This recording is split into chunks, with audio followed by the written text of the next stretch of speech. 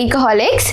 In this video, we'll be again looking into the status of Indian economy on the eve of independence. This is the third part of the same chapter. In our previous class, what we learned was कि हमारा जो state था of Indian economy on the eve of independence was very poor. It was backward. We were agriculturally backward, industrially backward, and we had a lot of poverty.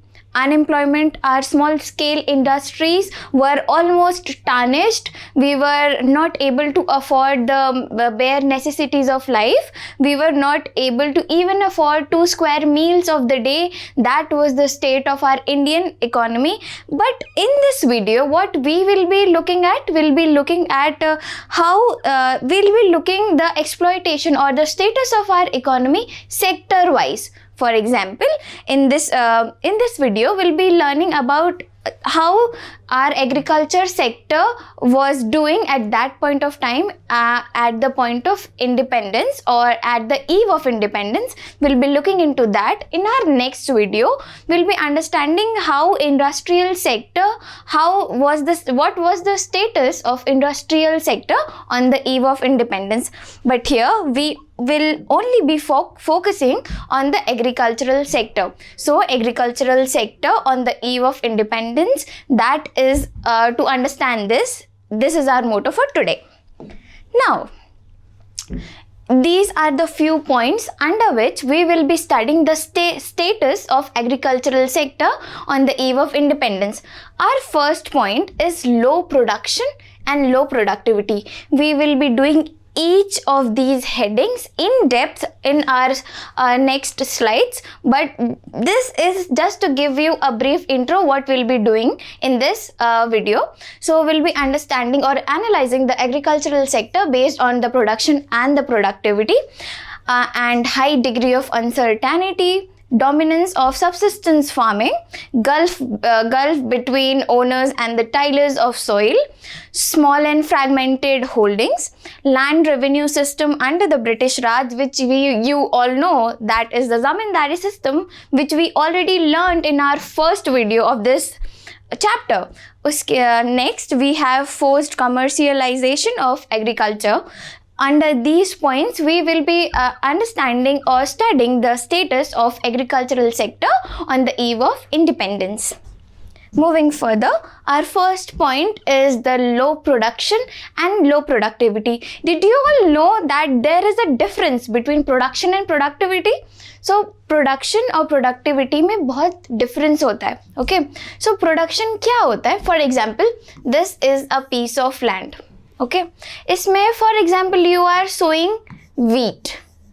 Now इसमें इस land पे जितना भी wheat होगा, for example for the sake of simplicity we are taking 100 kgs of wheat. Okay so इस land में for example हमने सो किया था वीट और हमें 100 kgs ऑफ वीट मिला, तो हमारा टोटल प्रोडक्शन कितना हुआ? 100 kgs. That is the meaning of production meaning the total output, whereas productivity means output per hectare of land. For example, 100 kgs of wheat हुआ है, लेकिन इस लैंड पे उससे ज़्यादा का प्रोडक्शन भी हो सकता है. फॉर एग्जाम्पल 100 kgs हुआ है, लेकिन इसमें 150 kgs भी हो सकता है. सो that is the output per hectare of land, meaning कि कितना हो सकता है उस लैंड पे, एक हेक्टेयर ऑफ लैंड में कितना प्रोडक्शन हो सकता है, कितनी प्रोडक्टिविटी है, कितना उपजाऊ है वो land. That is the meaning of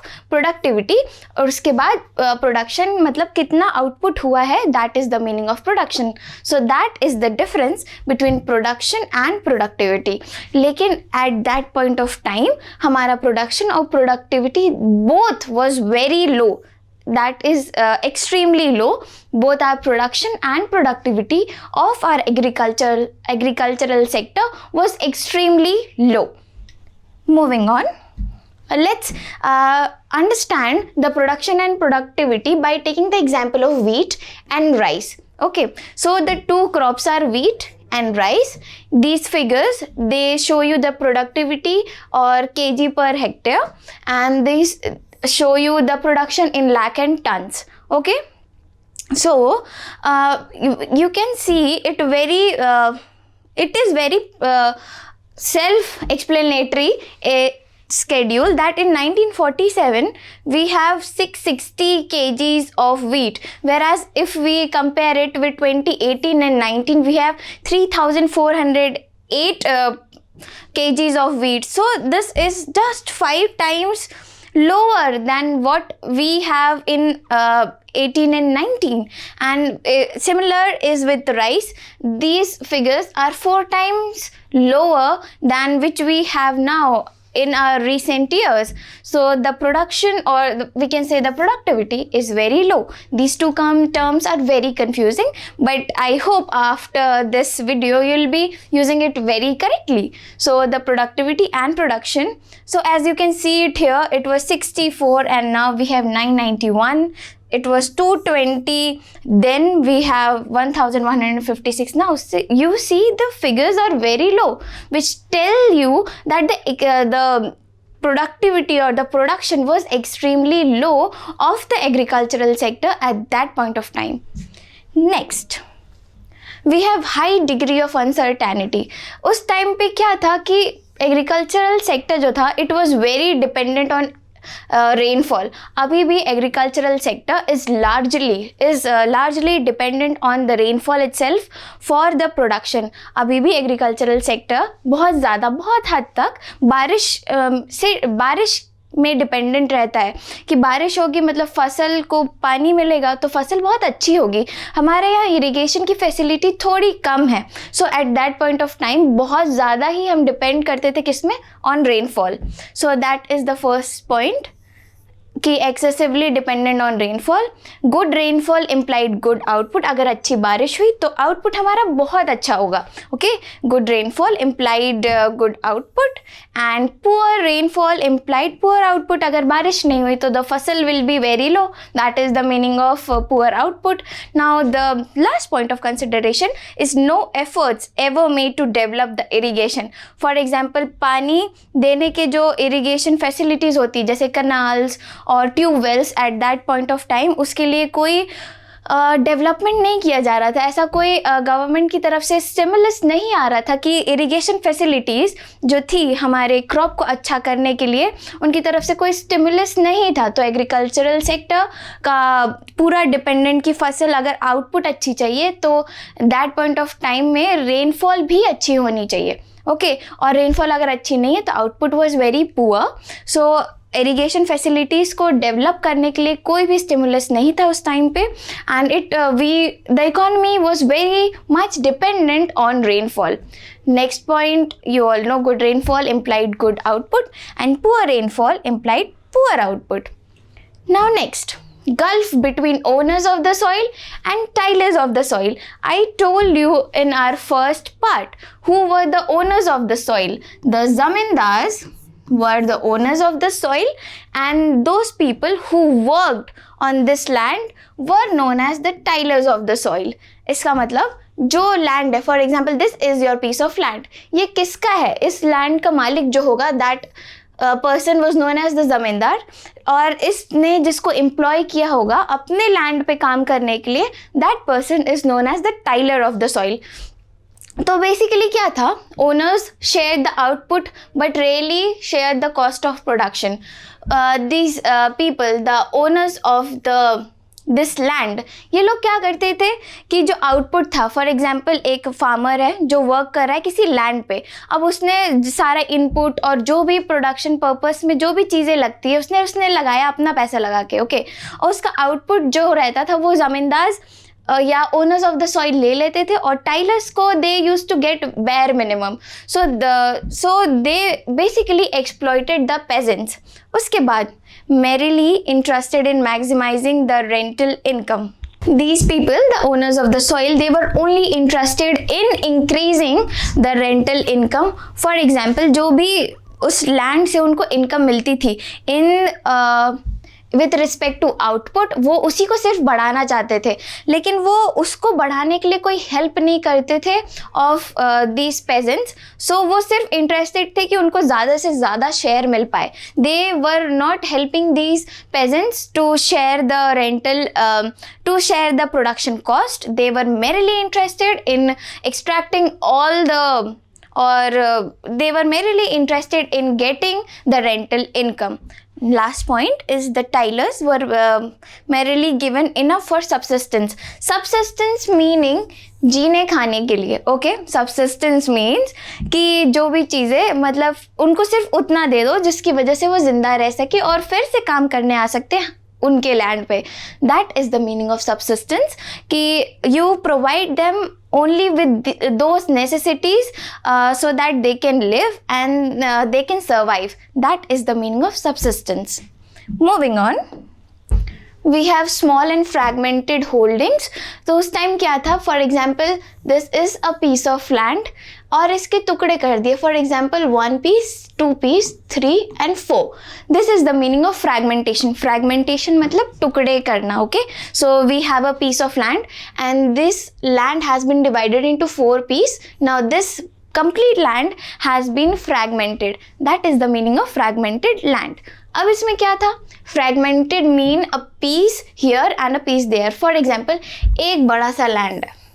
okay, so और ये for example this is a border. तो एक for example this is a peasant, तो इसकी एक पार्ट यहाँ है और एक पार्ट इतना सा यहाँ पे है और ये यहाँ पे बीच बीच में किसी और की ज़मीन है. So this is the meaning of a piece here and a piece there.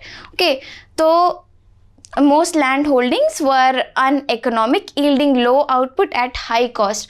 This means that कि जितना भी land था, for example जो भी land था, for example this person here has a piece of land, इसके पास जो भी output था वो बहुत कम था, क्योंकि इसको जो लैंड मिला हुआ था it had very low production capacity. इसमें बहुत ज़्यादा आउटपुट अच्छी तरह से नहीं हो पाता था. इसमें आउटपुट कम होता था लेकिन जो प्रोडक्शन कॉस्ट था वो तो उतना ही था और ज़्यादा भी लगता था. सो that is the meaning of low output and low yield. Yield meaning output. So small and fragmented land holding मतलब जो भी, फॉर एग्जाम्पल इतना सा लैंड है, इसी में these people have to work and they have to manage their expenses so that they can survive. So at that point of time जो land था हमारा वो बहुत ज़्यादा फ्रैगमेंटेड था, टुकड़ों में था.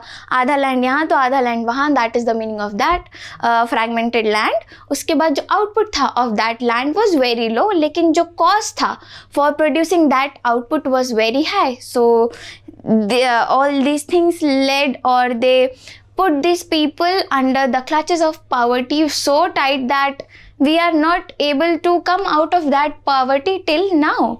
Let's move on and understand it further. We have forced commercialization of agriculture. Now, commercialization refers to the shift from cultivation for self-consumption to cultivation for the market.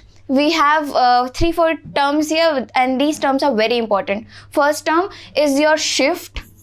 Second term is cultivation for self consumption to cultivation for the market. So जब हम किसी भी, मतलब कि जो crop हम उगा रहे हैं, जो प्रोडक्शन है हमारा, हम पहले क्या करते थे, खुद सेल्फ कंजम्पशन के लिए उसे यूज़ करते थे. लेकिन अब हमने क्या किया, सेल्फ कंजम्पशन के लिए भी रखा और हमने मार्केट में भी बेचा उसको, ताकि हम आगे का जो अपनी लाइफ है उसको सर्वाइव कर पाएँ और कुछ पैसे भी हमारे पास आए. Okay, because that is the meaning of shift from shift of commercialization. Basically commercialization refers to shift from cultivation for self consumption to cultivation for the market. Farmers forced to shift to commercial crops, mainly indigo.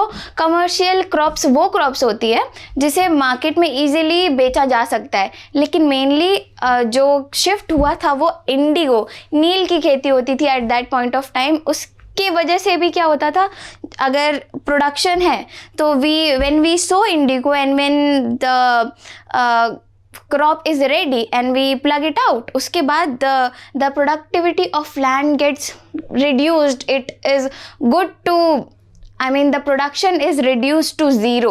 Okay, that was the condition at that point of time. So indigo की खेती होती थी at that point of time. So farmers either lured or forced to accept advance payments for cultivation of indigo or indebtedness of, okay, so this point means कि क्या होता था, farmers were given huge amount of money so that they grow indigo. लेकिन उसके बाद Indigo जब उसका production हो जाता था तो वो लैंड किसी काम का नहीं रहता था.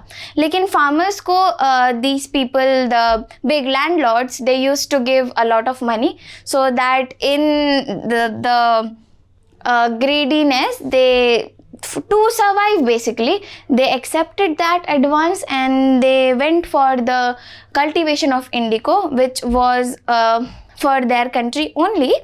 And next, perpetual indebtedness of farmers and stagnation of farming.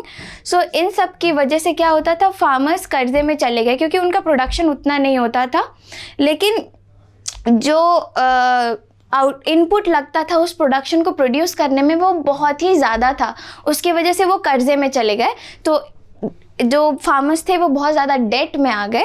उसके बाद और क्या हुआ था, और stagnation of farming. As you all know, farming जो एग्रीकल्चरल सेक्टर था ओवरऑल वो कोई इम्प्रूवमेंट या ग्रोथ नहीं दिखा रहा था. That is the meaning of stagnation, meaning little or no growth. So this is the meaning, or this is the meaning of forced commercialization. Commercialization मतलब जब हम स्विच करते हैं सेल्फ कंजम्पशन से मार्केट की तरफ, मार्केट ओरिएंटेड हमारा approach हो जाता है. That is the meaning of commercialisation. तो this was the status of our agricultural sector on the eve of independence. ऐसा था हमारे एग्रीकल्चरल सेक्टर का स्टेटस. बहुत लो प्रोडक्शन, छोटे छोटे लैंड्स, उसमें भी प्रोडक्टिविटी बहुत ज़्यादा, एक्सप्लॉयटेशन बहुत ज़्यादा, सबसिस्टेंस वेजेस सिर्फ to fulfill their bare necessities the peasants were given. Zamindars, they exploited the farmers very much, and our shift from the normal crops or the food grains, it was to indigo. We started cultivating indigo, which ruined our lands, the fertility of the soil, and the farmers was pushed into deadness. Agricultural sector was very backward and stagnant owing to all these points. I hope you liked this video. In our next class, we'll be understanding the status of industrial sector on the eve of independence. I hope you liked this video, and if you like this video, please share and subscribe to our channel Ecoholics. Thank you.